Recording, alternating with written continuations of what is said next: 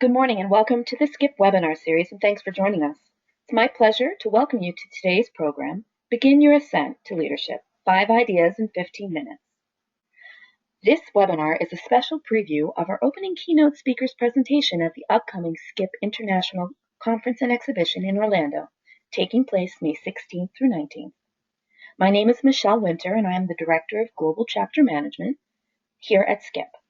I'll be your moderator today. Here are some simple guidelines to ensure your experience will be maximized. This is a live webinar. Your computer will show the presentation and stream the live audio, so please ensure your computer audio is on. All participants will be muted during the duration of the program. There is a Q&A function that will be active during the presentation, enabling you to type your questions in for the organizer. Please feel free to type your questions into that chat window during the presentation, and we will address in the Q&A section at the end of the presentation as time permits.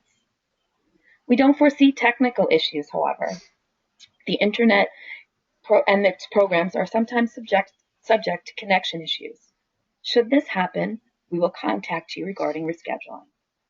Our program today will be presented by Scott Kress, President of Summit Team Building. And with that said, let's get started. Scott, the floor is yours. Good morning, everybody. I see we've got quite a few people listening to us at the moment here. I'm sure more will join us as we go along. It's a pleasure to be speaking to you all this morning. A little preview of our upcoming keynote in May at SKIP. A little bit about myself. You heard that I am the president of Summit Team Building, and we are a team building training company that runs training sessions for organizations around the world. We have worked with many of the Fortune 500 organizations.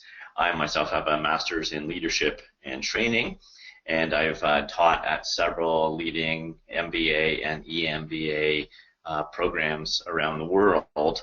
And I'm also a mountain guide. As you will see through my presentation, I've been climbing for over 25 years. And the great thing about the climbing environment is that it's a great laboratory to learn about leadership and to learn about team performance, because you can get instant feedback in this environment. You can imagine you are at high altitude, it's minus 40 degrees, you're at 26,000 feet, and a storm is barreling in on you. And you make a decision. You know instantly if that was the right decision or the wrong decision.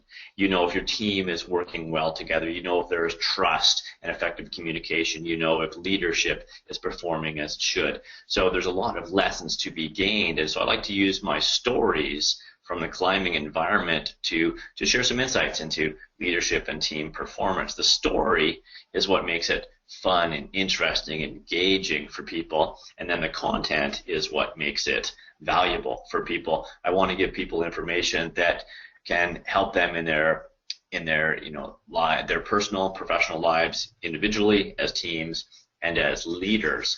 I'll be presenting several different models, some of which you may have seen before, and maybe you will see them through a slightly different lens and think about how they could apply.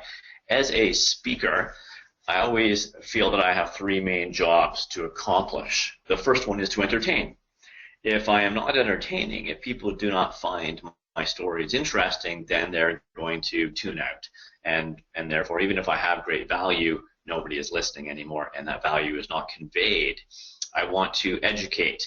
I want to be more than just a motivational speaker. I want people to take something away. I want them to question some of the things that I present. I want them to have some food for thought here.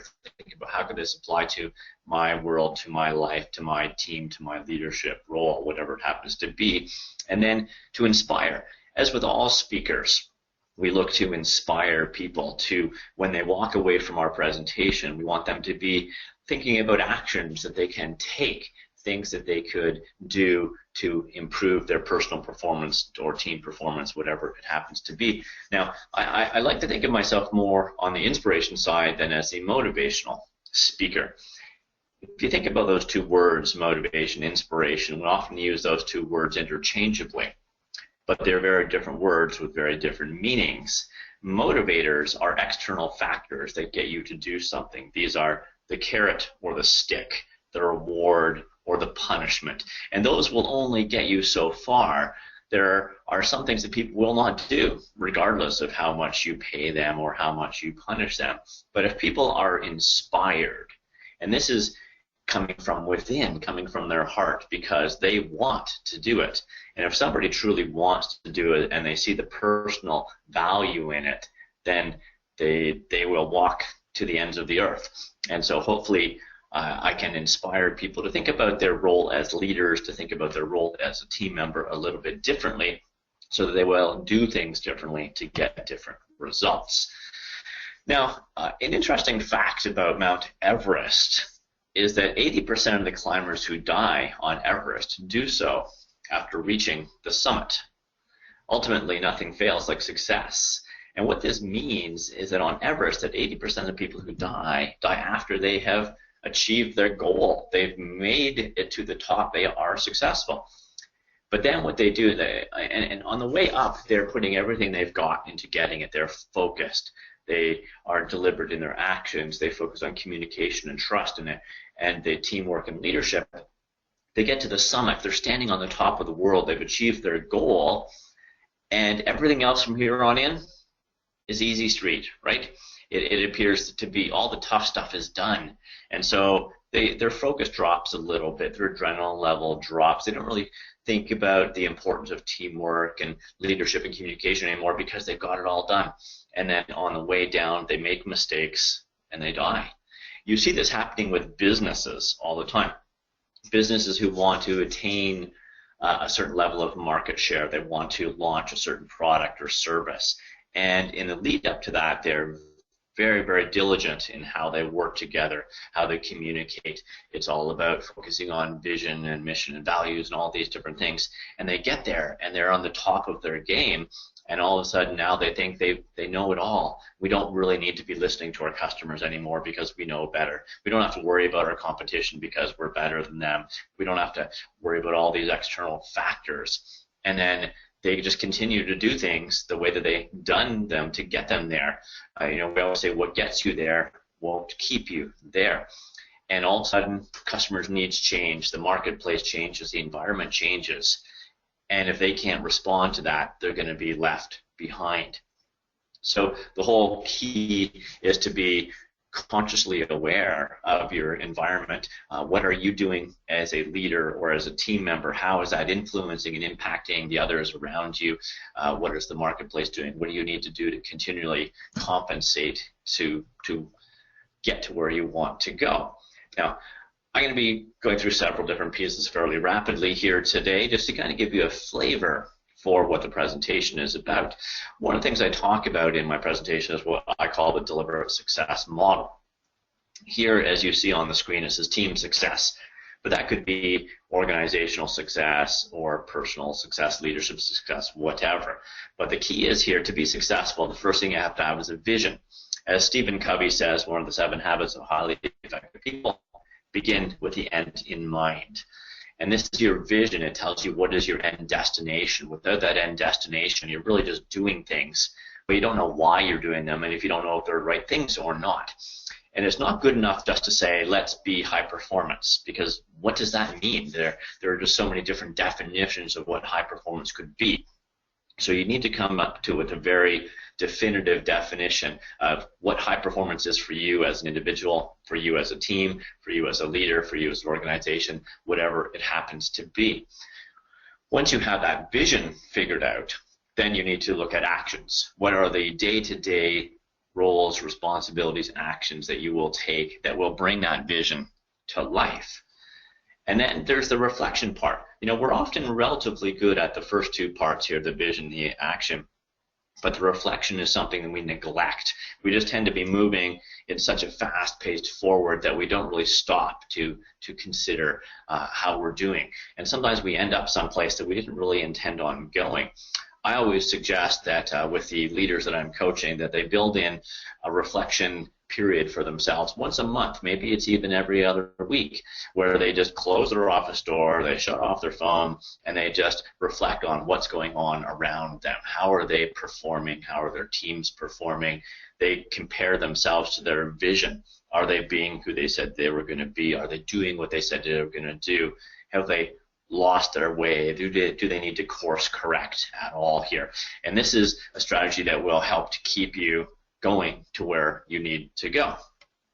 Now, and you're building a high-performance team, there's a lot of different team models out there, and I've kind of looked at several of them, and through my experience over 20 years of working with teams, have put together a model that we call the building blocks of high performance. It all starts with relationship. Relationship is the foundation of any high-performance team. You need to know and understand each other. You need to start to build those emotional connections, those emotional bonds with people. It has to go beyond just your roles at work. And I'm not saying you need to be BFFs with everybody. You don't need to be on Facebook and Instagram with all of your workmates here.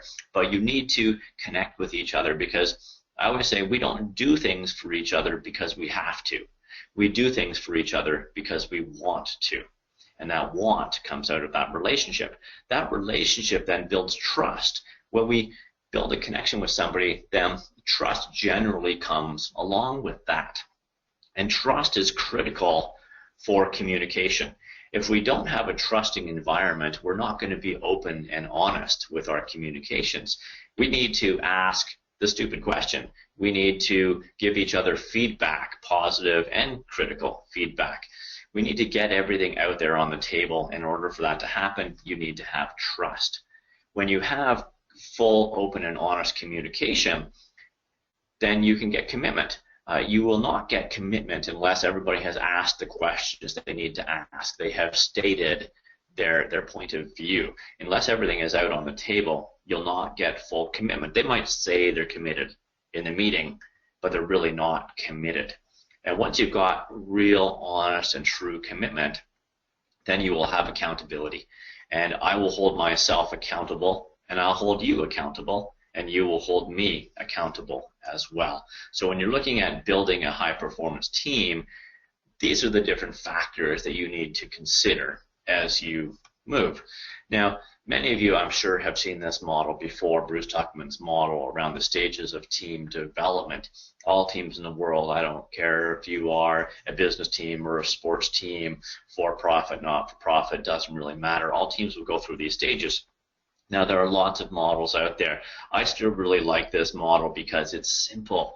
It's easy to understand. It's easy to follow. The reality is that in our work lives these days, we have very little time to dedicate to thinking about and developing ourselves and our teams. And if we focus on a model that is too complex and hard to remember, we're never going to use it. So by considering this model here, a forming stage, we first get together. We're focusing on our vision, mission, values, goals, roles, responsibilities. You know, this is the start of a project team. This is when there's been a merger come together, changes, whatever it happens to be. Storming always happens, right? Storming is just when things didn't go how you thought they were going to go. Sometimes it's a very negative space. And that negative space generally comes because you haven't done a good job in forming.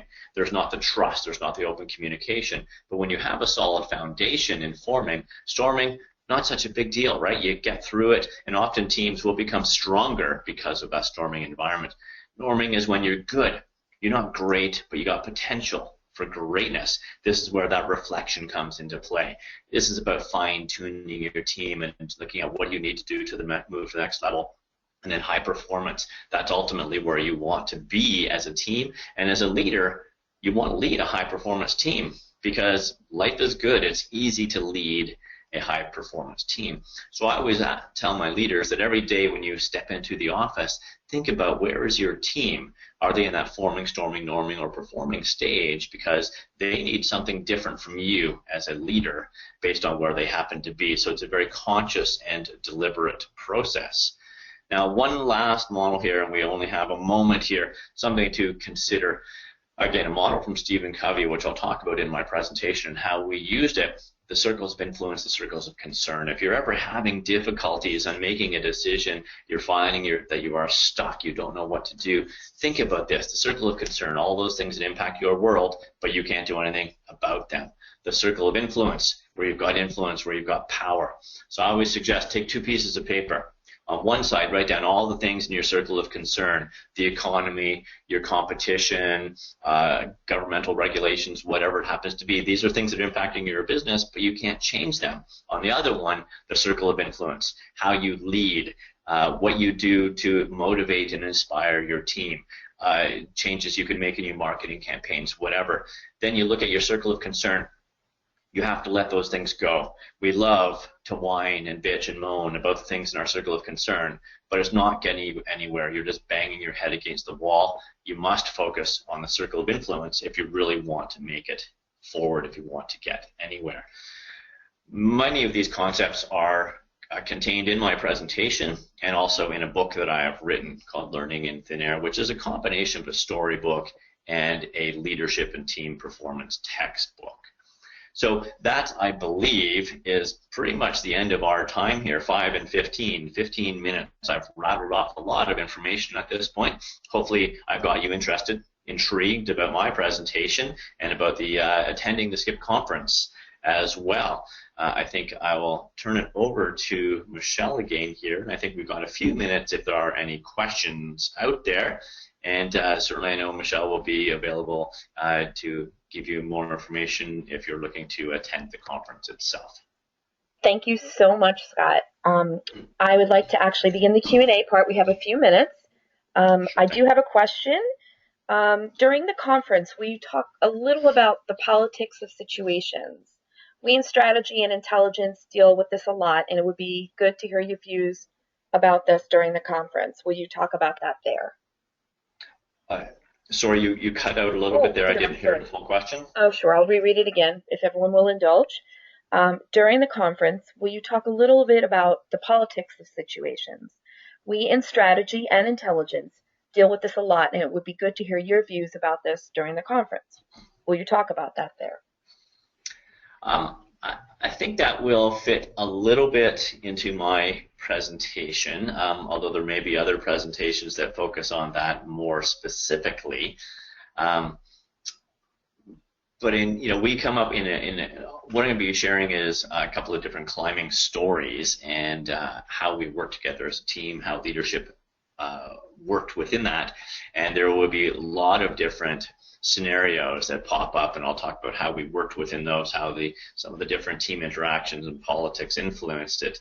I would say it's probably not going to be one of the larger themes in my personal presentation. I will definitely be focusing more on the role of leadership in building a high-performance team, the role of an individual within the team, and what are different strategies to build those teams, because ultimately teams are what make things happen. We always say the teamwork is the single most important factor in organizational success. It's what separates the good from the great, and it's leadership that builds those high-performance teams, and so that will be my main focus. Okay. Our next question, can a team be high performance without an official leader? That's an interesting question. I do believe that all high-performance teams need a leader. Now, there's a lot of different leadership styles out there. Sometimes a leader is more of the director. Sometimes they're the commander. Sometimes they're the facilitator. Sometimes there is not somebody who has the official title of leadership, but somebody needs to take the role of leader, because that person, the eyes of the leader are different than the eyes of the team member. The leader is looking at the big picture, how all the different parts are interconnected, how they are working together. So leadership is critical in every team, although it doesn't always have to be a formal leader, but somebody needs to be keeping an eye on some of those leadership roles. I also often talk about that you want to build a team of leaders. Now, not everybody can have the title of leader, but you want to have a team of people that think of themselves, or that view things through the eyes of a leader, because a follower waits to be told what to do. A leader does what needs to be done. Leadership is not just a title, it's a state of mind, it's an action, and so you want to build a team of leaders. Okay. Next question, to that point, do you think leadership is a skill that one is born with, or can it be learned? That's an interesting question and one that I'm asked frequently. And there's no clear-cut answer here. You can read all kinds of research and documents, and there's no real clear-cut answer here. But what I believe is that it's a combination of both. People are born with Some people are born with certain skills that just and attributes, personality traits that just make them better, give them a better chance at leadership. Perhaps leadership is very much about connecting with people, and so that's definitely an important skill to have. But it's also something, just you can't be born a great leader. You have to learn, you have to research, you have to study, you have to practice. So there are some innate traits that we are born with that will give us a leg up. But just like any other sport, right? You can't become a great athlete if you don't train for that sport. You don't focus on your technique, your skills, your physical training. Same thing with being a leader. You are given at birth certain skills, but unless you train them and practice, you may not be able to take full advantage of it. So it's a combination of both. We're born with certain skills, but then you have to train and practice to really hone them to where they need to be. Okay, well, since we are running a little bit late, that will be our last questions. All the questions that we did not get to during this session will be answered, and that list will be distributed to all of our attendees. As a thank you for attending this webinar, you'll be receiving an email that will include a discount code to take $150 off the registration for our upcoming event in Orlando. I'd like to take this opportunity to thank Scott for a very informative program today, and would like to thank all of you for attending it. Have a good day, and we look forward to seeing you in Orlando in May.